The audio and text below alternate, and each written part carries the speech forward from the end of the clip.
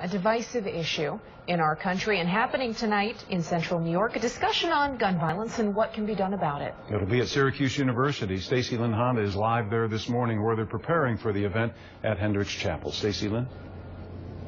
Dan and Tanya, in light of the recent school shooting in Newtown, Connecticut, university presidents, including the one here, Nancy Cantor, signed a letter to President Obama urging him to take action to prevent future tragedies. Along those lines, the university believed it was appropriate to hold a discussion on this topic to help spark some change. That brings us to tonight. Speakers from both sides of the issue will include a former lobbyist for the National Rifle Association, along with a retired Syracuse City Court judge, and Common Counselor Helen Hudson, who is also a part of Mothers Against Gun Violence.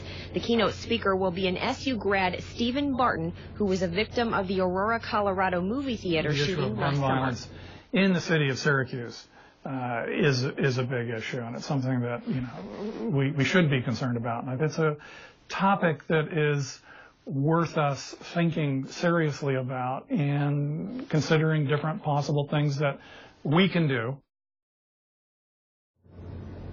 The moderator stresses that this is not a debate, but it's meant to be a productive discussion.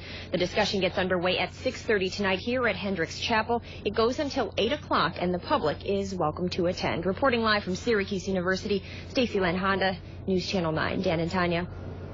All right, and tonight's Syracuse discussion on guns comes just as lawmakers in Colorado were putting together tougher gun laws there. Colorado's House passed legislation